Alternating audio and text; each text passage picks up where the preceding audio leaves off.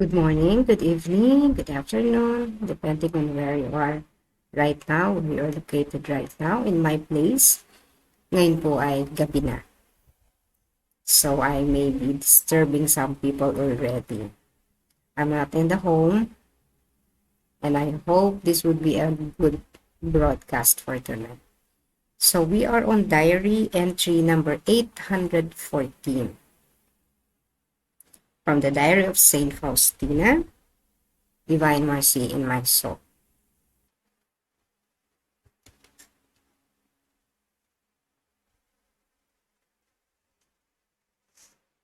Alright, so basahin natin kung ano ang nasusulat sa diary entry number 814. December 12, 1936. Today, I only received Holy Communion and stayed for a few moments of the Mass.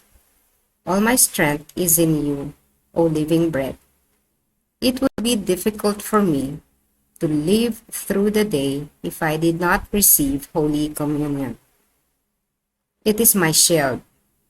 Without you, Jesus, I know not how to live. Disyembre 12, 1936. Ngayon, tumanggap lamang ako ng banal na komunyon at nanatili ng ilang sandali sa misa. Ang lahat ng aking lakas ay nasa iyo, o tinapay ng buhay.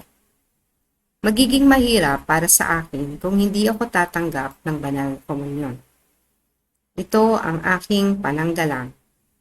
Kung wala ka, Jesus, hindi ko alam kung paano mabubuhay. Sa diary entry na ito, sinasabi ni Faustina yung lakas na natatamo niya sa pamamagitan ng regular na pagtanggap ng banal na komunyon. She never skipped receiving the Holy Communion. No? Kahit nung may sakit siya, talagang tatayo at tatayo siya para tumanggap niyan. In some instances, na si Jesus mismo ang magbibigay sa kanya. Noong mga panahon, may mga times kasi din na hindi na talaga niya kakayanin pang bumangon dahil may sakit siya. But in this entry, sinasabi niya na yung banal na tinapay, yun yung kanyang pananggalang. At hindi niya alam kung paano siya mabubuhay kung wala yun. Ibig sabihin, tingin niya, mas mapapadali ang buhay niya kung hindi siya tatanggap ng Holy Communion. Now, ano ba yung sasabi ng ating banal na skriptura, banal na kasulutan tungkol sa tinapay ng buhay? Sabi dito, sa Matthew 4, verse 4, human beings live not on bread alone, but on every word that comes from the mouth of God. Madali itong tandaan, di ba? Sinasabi sa atin, hindi lamang sa tinapay nabubuhay ang tao, kundi sa mga salita mula sa ating Diyos. Ang aking translation may not be exact, no? Pero ganun ang esensya niya, hindi lamang sa tinapay nabubuhay ang tao. Now, let's see from our history sa ating mga banal, from our saints.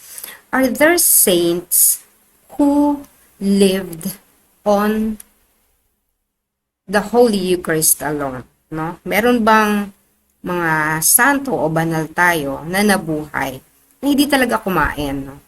Several years ago, may nabasa ako sa isang libro ito, no, na isang bahagi doon sa chapter ng kanyang libro ay yung pagbisita niya sa isang saint na ito, Catholic saint. Actually, ang sumulat nito ay hindi Catholic, no? But pupunta siya doon para ma-witness yun. Pero, so alam ko, several years ago, may ganong saint. When I was doing the research over the internet, meron pa palang isa. So, unahin natin yung isa kong nakita from the internet when I was doing the research. Siya po si Saint Alexandrina Maria da Costa. She was born in 1904 and died in 1955. So, she lived for only 51 years. Siya po ay talaga Balasar, Portugal. Siya po ay may kakaibang lakas. Babae siya, pero may kakaiba siyang lakas. Kaya niyang patan yung mga gawain sa bukid ng mga lalaki doon sa gumagawa sa bukid. So may kakaiba siyang lakas. Kaya nakakatulong siya sa pamilya niya in terms of doing the work in the farm. No, na kalimitan, di ba? Mga anak na lalaki yung inaasahan. Actually, dahil doon sa lakas din niyang yun, mas malakas din siyang kumain pala kaysa sa karaniwang lalaki. So, yung lakas niya ay nanggagaling din partly no, doon sa kanyang pagkain. So, dahil sa dami rin ng kinakain, so maybe ang taas din ng carbohydrates intake nitong si Saint Alexandrina, no? Kasi yung mga pagkain talaga po ng mga gumagawa sa bukid, nagtatrabaho sa mga pabrika, no? Papansin nyo, malakas silang kumain ng carbohydrates, kanin, tinapay, ganun. Kasi yun yung nag-sustain ng energy nila. Alright. So, noong bata pa siya, dalagita, teenager, siya po ay tinangkang halayin. Kapitbahay, no? Kaya ang ginawa niya, para hindi siya mahalay nung tao na yun, tumalon siya sa bintana para iwasan yung nagtatangkang humalay sa kanya. Ang nangyari sa kanya, pagtalon niya sa bintana, nabalian siya at naparalyze. So, for how many years, siya po ay paralitiko. Person with disability. No? Baldado siya, invalid. Pero kahit bata pa po siya noon, no, meron naman na po siyang spirituality. Kilala na niya ang Diyos. So, noong siya ay paralyzed na, yung mga time na yon, mahigit 3 taon, no, for more than 3 years, 3 hours every Friday. Madaling tandaan na po, 3 years, 3 hours every Friday, nararanasan niya po yung pagpapakasakit ni Jesus. She would experience the passion of Christ. So, nararamdaman niya yon. At sa pamagitan nun, yung mahigit 3 taon na yon, gumaling yung kanyang paralysis. So, pagkatapos po nung 3 taon na yon, mahigit na 3 taon yon, may bago siyang nagawa sa sarili niya, natuklasan niya. So, for the next 13 years and 7 months, natutunan niyang hindi na kumain maliban sa katawan ni Kristo. Wala siyang ibang kinakain po. So, every day she would receive the body of Christ. Yun lang ang pinangsusustain niya. Hindi siya nanghina. Nagagawa pa rin niya yung mga bagay na kailangan niyang gawin. She maintained her joyful spirit. At naging kalugod-lugod siya sa ating Panginoon. So, bata siyang namatay, no? So, 51 years lang ang inabot niya. Nauna siyang, nahuli siyang ipinanganak kaysa dun sa isang saint, no? But, nauna rin siyang namatay. Pero, yung 13 years na hindi ka kumain, or almost 14 years, hindi siya kumain ng kahit anong pagkain maliban lamang sa katawan ni Kristo. That is already amazing, no? At, wala, talagang sa ating faith, Catholic faith, etong dalawang ito pa lang ang nakita ko, no, na nagtagumpay doon sa kakayanan na lagpasan nila yon ng hindi pagkain ng any food from this earth, fruit of the earth, maliban na lamang po sa consecrated body of Christ. Now, another saint na mas kilala ko po at mas nauna kong natuklasan several years ago is Saint Therese Neumann. Siya po ay pinanganak sa Bavaria, Germany noong 1898. So, mas nauna siyang ipinanganak kaysa kay Alexandrina. At nahuli rin siyang namayapa. So, she lived from 1898 to 1962. So, ilang taon yon? 64 years. Si Alexandrina kasi is only 51 years. Well, she was a German. Si Saint Therese Neumann ay isang mystic. Pag sinabing mystic, sila yung may mga experiences na hindi kayang ipaliwanag ng siyensya. Saint Faustina is a mystic. Saint Padre Pio is a mystic. So, marami tayong mystic saints. May mga pangyayari sa buhay nila, may mga nagagawa sila. Halimbawa, yung mga visions nila, no, na hindi natin nakikita. Yung mga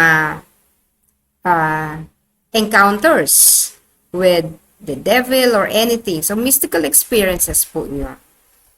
Itong si Therese Newman is also a stigmatist. No? Stigmata.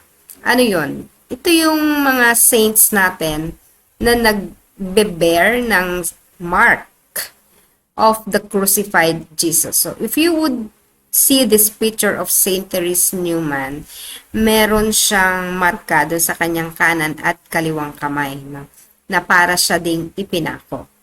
Okay, so anong nangyayari kay Therese Newman? Siya po ay pinagaling diretso sa intercession ni Saint Therese. So, isa itong mystical experience, yung pag sinabing mystic, yung experiences niya of directly talking, conversing, and being healed by Saint Therese of Lisieux. Pero yung pangalan niyang Therese, hindi galing kay Saint Therese Lisieux. It was taken from Saint Therese of Avila. Yun yung pinagkuhanan ng pangalan niya. So, Saint Therese of Lisieux has played a very important role in the life of Therese Newman. 3 beses siyang pinagaling. Hindi ko po papalilimin yung life story nila because I would only like to focus on their ability of taking only the body of Christ to sustain their life. Si Saint Therese Newman, she had 780 occurrences of bleeding of wound every Friday. So ganon din kanina, 'di ba? Alexandrina, every Friday din nila na-experience yan, yung Passion of Christ. Nung nauna, si Saint Therese Newman, itinatago pa niya yung, kasi 'di ba magdudugo siya, yung mga tela or cloth na nababahira ng dugo, itatago niya yun sa ilalim ng kama niya.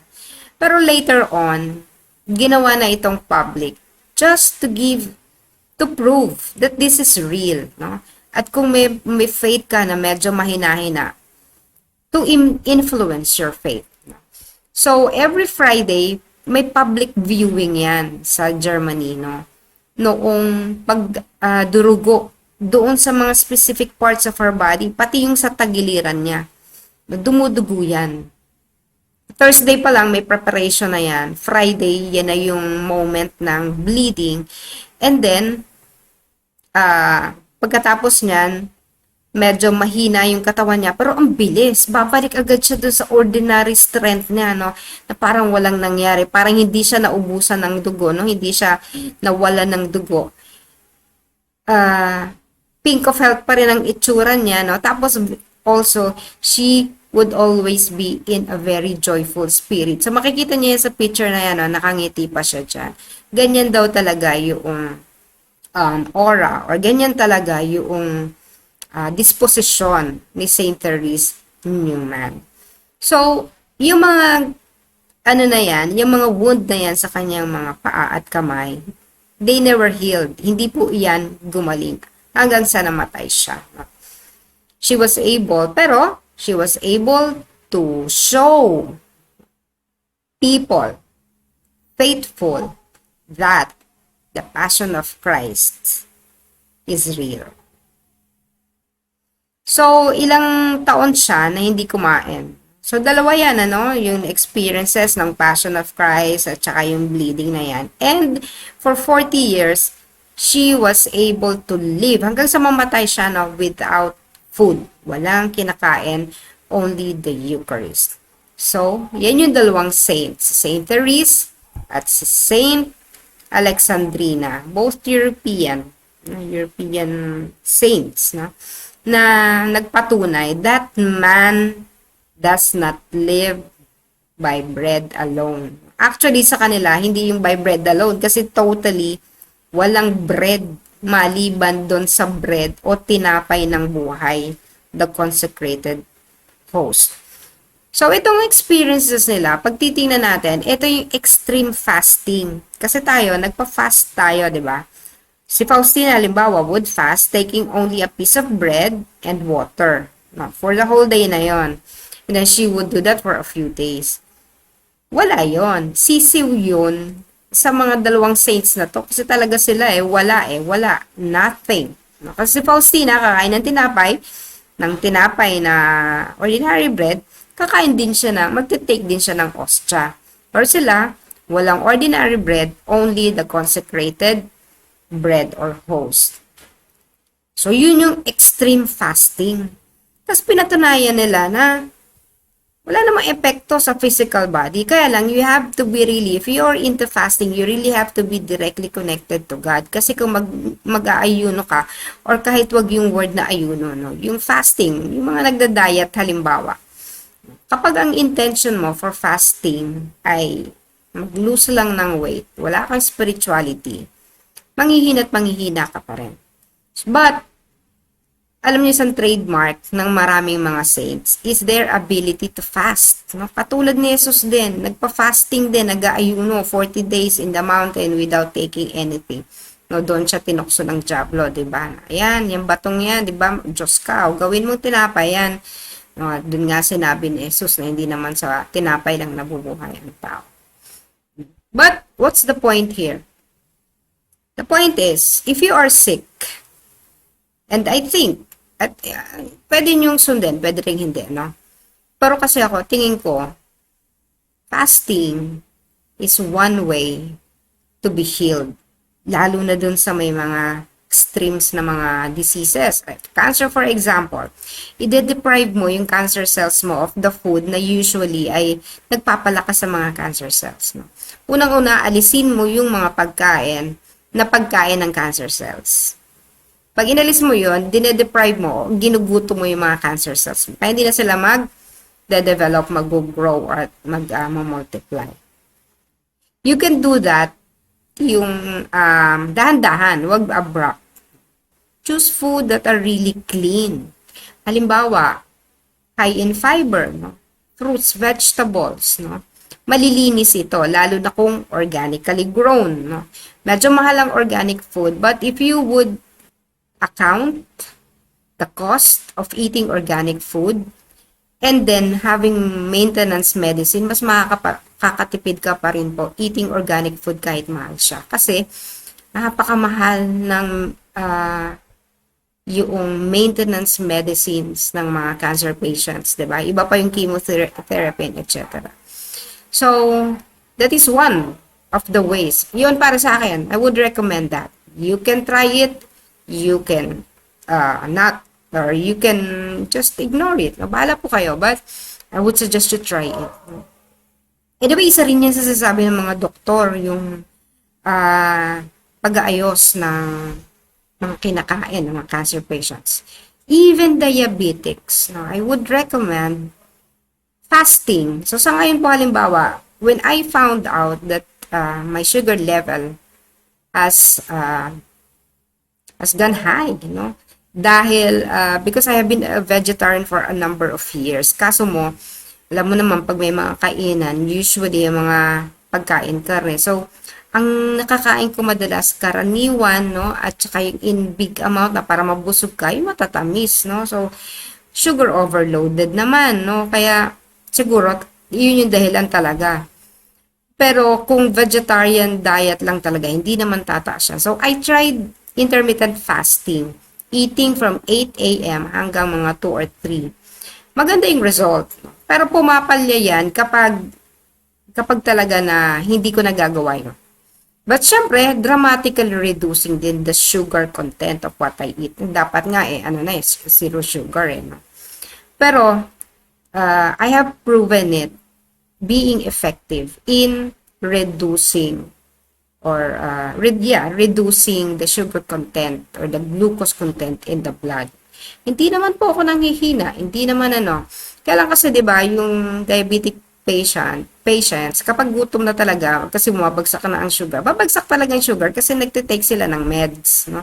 Na pampababa ng sugar. Kasi ako I don't take any meds naman po, no, na pampababa ng sugar. Kaya hindi ko na-experience yung parang babagsak ka dahil bumababa yung sugar mo. So, slow yung pagbaba ng sugar. Now, alam nyo ba, that sugar